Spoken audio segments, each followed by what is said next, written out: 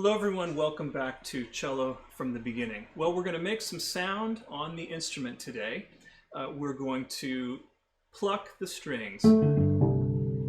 That is a technique in classical music that is called pizzicato. That's the Italian word, or you'll often see it abbreviated PIZZ, P-I-Z-Z, period, and that means to pluck the string. Now, we have two basic techniques of plucking. One is a classical style of pizzicato.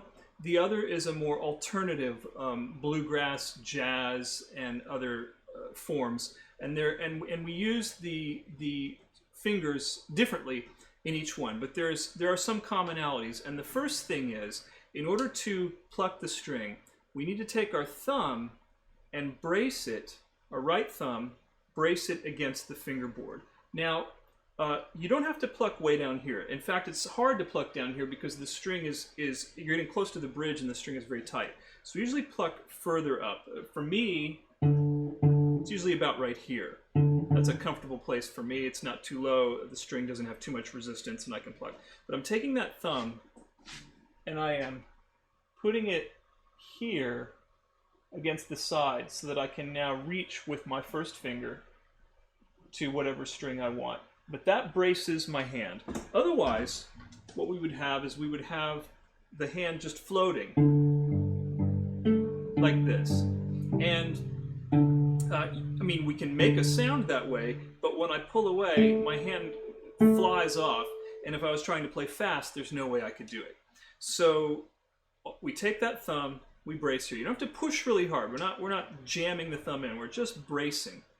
So for a classical pizzicato, we're curving the finger and we're plucking slightly up and to the side, but almost at this angle is where I'm pulling. You want to be careful that you're not getting the string with your nail, or you're going to get this.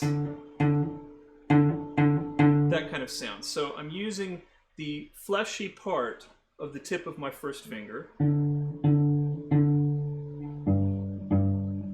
to make that sound. You can try it, just pick any string, doesn't matter. I'm also not snapping or pulling very hard. There are special techniques of snap pits and things like that, but for generally what we're doing, it's just a very, not intense, aggressive type of pluck.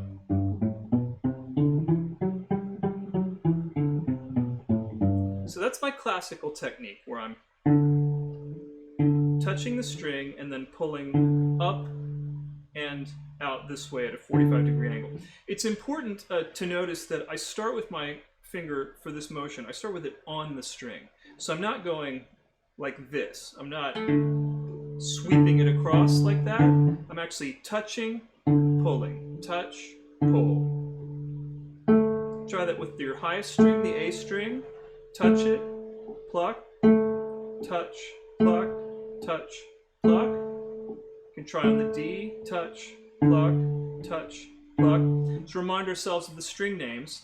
The highest string is the A, then the D, then the G, and the lowest string is the C.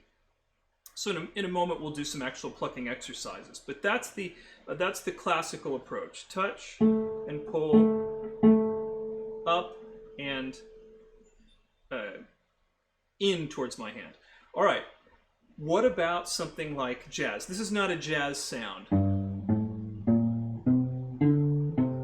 Or bluegrass, right? They have a very different sound. They have a twang and a growl, and that is accomplished by a different plucking technique. Still bracing with the thumb. Now I'm going to lay my finger sideways and pull into the next string.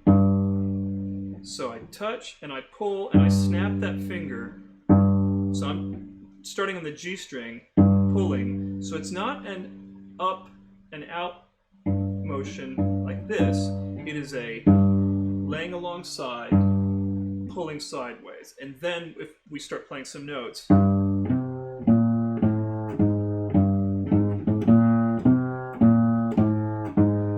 you'll hear there's a little twang or a little growl that's characteristic of those other styles, and that's what we want. So if I'm on the C string, if I'm in the C string, there's no string to pull against, so I'm snapping against my thumb.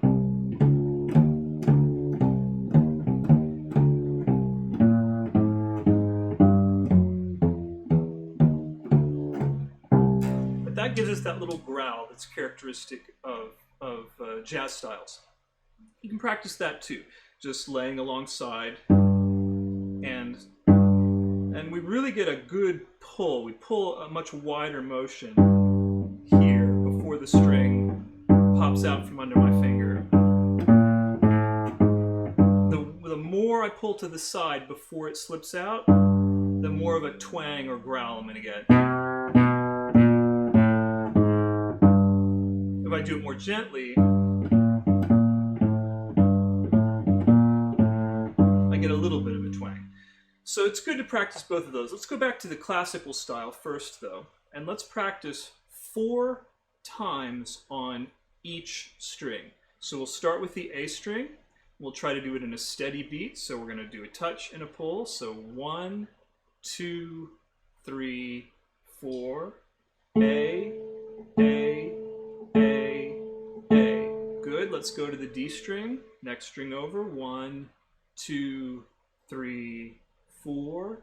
D, D, D, D. Good. Let's go to the G string. 2, 3, 4, and G, G, G, G. Finally to the C string, and ready, play, C, C, C, C. So there you've plucked all 4 strings in a steady beat.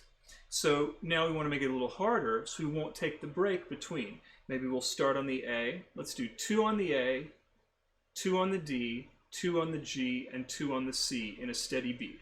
1, 2, ready, and A, A, D, D, G, G, C, C. Let's start at the bottom and go up from the C string. Ready, and C, C, G, G, D, D, A, A.